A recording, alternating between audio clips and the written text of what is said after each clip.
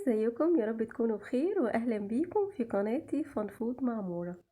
الطماطم المخللة او الطماطم المحشية خلطة او الطماطم بالدقة من الاكلات اللذيذة جدا والشهية جدا. تعالوا نعملها مع بعض. معانا هنا فلفل رومي وفلفل حراق، ومعانا حوالي 7 فصوص او 8 فصوص من الثوم. هنبتدي نضربهم مع بعض في الكبة لغاية لما يتفرموا ويبقوا بالشكل ده.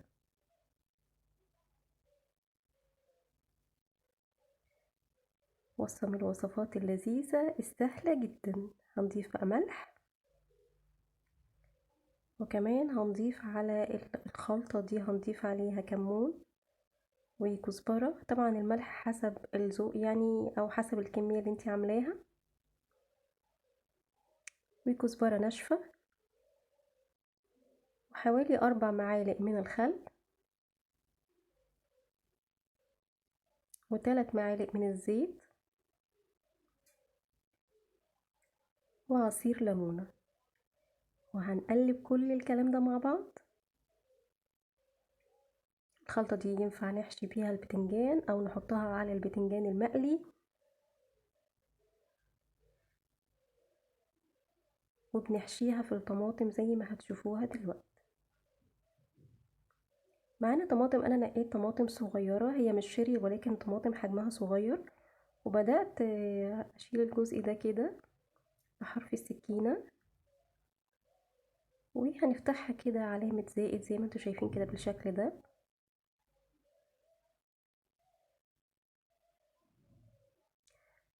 ونبتدي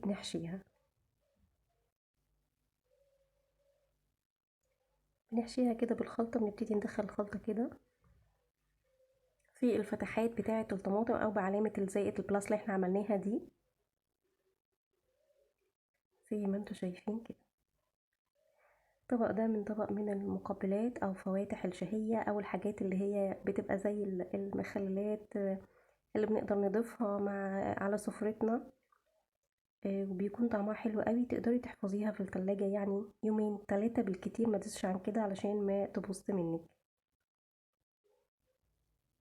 نقدمها بقى مع طبق فول مثلا، مع كشري، مع طاجن بامية كده حلو باللحمة، مع حاجات كتيرة والله قوي. ممكن تمشي مع أكلات كتيرة جدا، مع بطاطس بيوريه مهروسة. يتقدم يعني كحاجة كده من الحاجات اللي احنا ممكن ناكلها جنب الأكل وتفتح نفسنا على الأكل. شايفين بقى قد ايه بعد ما خلصناهم شكلهم حلو قوي. انا نقيت الطماطم اللي هي تكون صغيرة شوية عشان تكون شكلها شيك في التقديم. شايفين طعم الخلطة دي بقى مع الطماطم بيكون طعمها في منتهى الجمال. تقدري تتحكمي طبعا اذا كنتي عايزاها حراق او بارد، طبعا زي ما تحبي، او تعملي ميكس زي ما انا بعمل كده لان انا مش بحب الحاجة حراقة قوي.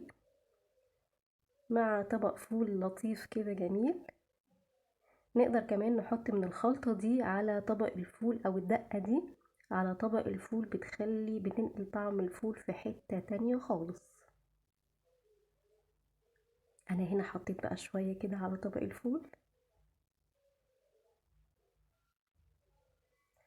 عايزة اقول لكم في منتهى اللذيذة. شايفين قد ايه شكلهم جميل ويفتح النفس، وطبق الفول كمان شكله حلو قوي. بنقلب بقى الخلطة دي كده على الفول وبألف هنا. اتمنى الوصفة تكون عجبتكم، واشوفكم في وصفة جديدة وفان فود مع مورا. باي باي.